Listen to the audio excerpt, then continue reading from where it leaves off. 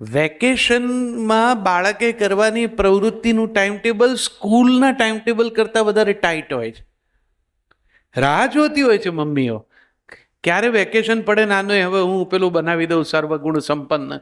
અને જે સવારના મોબાઈલમાં એલાર્મ મૂકે, મોબાઈલનો એલાર્મ વાગે એના કરતાં પહેલાં તો પોતે નેચરલી ઉઠી જાય, પછી પેલા બાળકને ઉઠાડે, કાઇનેટિક સ્કૂટી બહાર કાઢે, છોકરો ઊંઘમાં હોય એને આગળ કે પાછળ ભરાવે ને ઉપડે સરળ, સ્વિમિંગ પુલમાં લઈ જઈને નાખે. હજુ અડધો ભીંજાયો હોય ત્યાંથી ઉપાડીને એને ટેનિસ કોર્ટમાં મૂકે, હજુ 2 શોટ માર્યા હોય ત્યાંથી ઉપાડીને સ્કેટિંગમાં નાખી આવે, 2-3 વાર લપસ્યો હોય ત્યાંથી લઈને હજુ ઘેર લાવે, ત્યાં બીજા આર્ટ્સ એન્ડ ક્રાફ્ટ્સના ટીચર અથવા તો એના ક્લાસમાં પહોંચવાનું, ત્યાં નાખી આવે. સ્કૂલો શરૂ થાય છે ત્યારે અમદાવાદ જેવા શહેરોમાં તો હવે 2 રિક્ષા આવશે ભવિષ્યમાં, એવી દશા છે. એકમાં, અને રિક્ષાઓ લગભગ કૂતરા પકડવાની ગાડી જેવી જ હોય છે, એટલા છોકરા ભરે.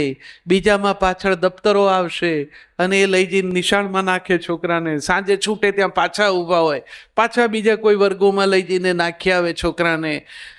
ફ્રેન્ચ શીખવે છે. મેં એક માને તો પૂછ્યું કે ફ્રેન્ચ શીખવો છો શું કામ આને, અને ગુજરાતીના સાસા છે? તો કે ના, એ ભવિષ્યમાં બધું આ યુરોપ ને બધા સાથે આપણો વ્યવહાર થાય ત્યારે એને સહેલું પડે ને. એટલે આ કદાચ ડુમ્મસની બારે ન જાય એમ બને. તમારી ભાવના સારી છે, પણ બધા ડુમ્મસ છોડી દેશો તો રહેશે કોણ અહીંયા? આટલી સરસ વ્યવસ્થા પીઠાવાલા સાહેબે કરી છે તો અહીંયા રહો, આ નગર બી મજાનું છે. પણ બાળકો પર જે જુલમ શરૂ થયો છે, આટલી બધી પ્રવૃત્તિઓ એક જ બાળક પાસે કરાવવાને બદલે, અથવા કરાવવીથી તમારે ડાન્સર થવું હતું, પપ્પાને ચિત્રકાર થવું હતું, ને જે બાકી રહી ગયું છે એ બધું આ થાય તો સહેજ વેળાસર, અને હજુ તક હોય તો વિચારી અને થોડુંક સંખ્યાબળ વધારો. 2-3 હોય ને તો એને આવું બધું કરાવડવાય. એકાદો ચિત્રકારે થાય ને, કોઈ સ્કેટિંગમાં ચેમ્પિયને થાય ને, એક બોક્સર પણ થાય. શરૂઆતમાં ટેલિવિઝન પર પેલા કુસ્તીના મુકાબલાઓ આવતા હતા, WWFના, વર્લ્ડ રેસલિંગ ફેડરેશનના. ભયંકર મારામારી આવે, છોકરાઓમાં બહુ પોપ્યુલર, લોકો ધ્યાનથી જુએ. તો કેટલાક કાર્યક્રમમાં મમ્મીઓ આપણને કહે પણ ખરી કે તુષારભાઈ આ જ્યારે જુઓ ને ત્યારે WWF જ જોયા કરે છે. મેં કહું ચિંતા તમારે કરવા જેવી છે, કારણ કે એ જે માર ખાય છે એ માણસમાં એ કોનું મોઢું જોતું હશે કોને ખબર. બાળકો સવારના સૂતા હોય ને ત્યારે કેટલા મીઠા મીઠા સપના જોતા હોય. સવારના સપના તો સાચાય પડે. એ જ વખતે તમે જેને ઉઠાડીને દોડાવો છો. પ્રાથમિક શાળાઓ કોઈ પણ સંજોગોમાં મોર્નિંગ સ્કૂલ ના હોઈ શકે.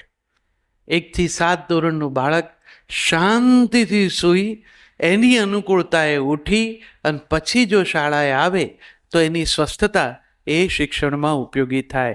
હું મારા બાલ્યકાળમાં જ્યાં સુધી નિશાળમાં ભણ્યો છું ત્યાં સુધી શનિવારની મોર્નિંગ શાળામાં સ્કૂલે ગયો નથી.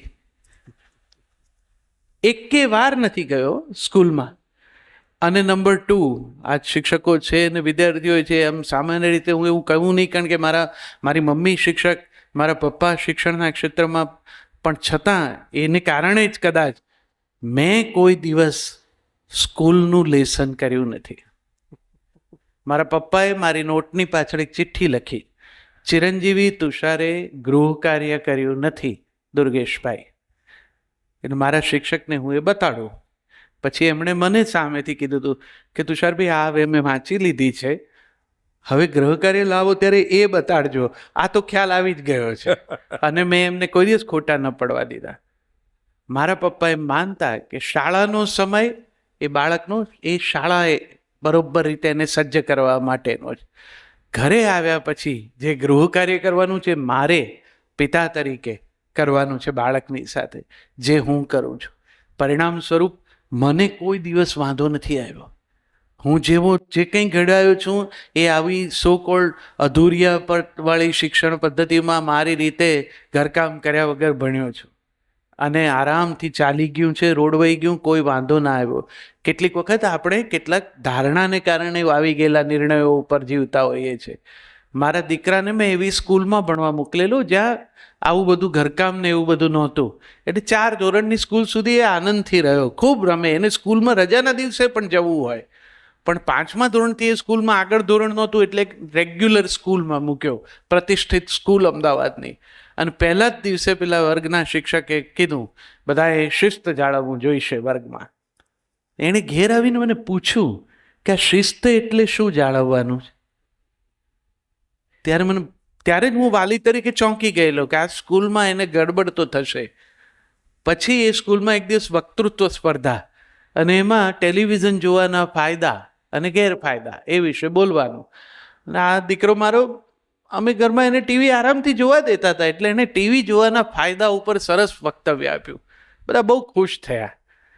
પણ પૂરું થયું એટલે જે ગણિતના શિક્ષક હતા એને પાસે બોલાવ્યો અને બહુ રફલી બોલીને એને ખખડાવીને કીધું કે આમ કરશો તો રખડી જીવનમાં કંઈ આગળ નહીં આવો ને આમ થશે ને જે કંઈ ગણિતના શિક્ષક બોલી શકે એ રીતે બહુ જ બધું બોલ્યા.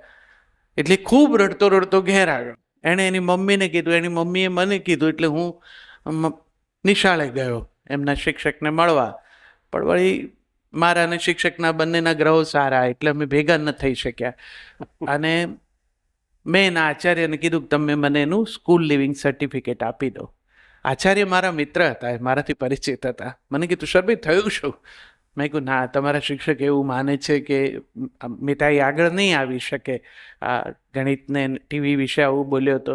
તે કીધું અમે બધા હતા, બહુ જ મજા આવી, બોલ્યો બહુ જ સુંદર. મેં કહ્યું એ વક્તૃત્વ સ્પર્ધાનો વિષય હતો ને જેને એણે ન્યાય આપ્યો એ રીતે જોવાની હતી આખી વાતને. પણ એમણે એને બહુ પર્સનલી જુદા સ્તર ઉપર લઈને એને જે કંઈ રીતે વાત કરી એ જોતાં મને લાગે છે કે અહીંયા હવે એનું જામશે નહીં. મેં ત્યાંથી લઈ લીધું એલસી. બીજી એક સરસ સ્કૂલમાં એડમિશન પણ અપાવ્યું. એ સ્કૂલના આચાર્ય મને પૂછ્યું કે કેમ અહીંયા આપવું છે? મેં કહ્યું તમારી સ્કૂલનું કમ્પાઉન્ડ બહુ મોટું છે ને એટલે. મારી ઈચ્છા છે કે મારો દીકરો અહીંયા દોડાદોડ કરે, રમે, એમાં ભણે તો બહુ સારું.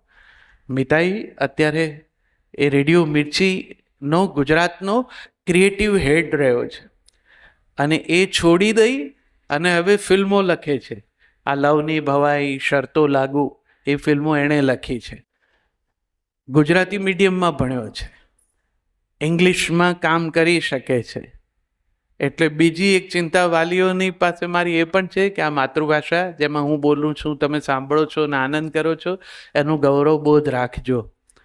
આ ભાષા જગતની ઉત્તમ ભાષાઓમાંની એક ભાષા. ક્યાં વાત.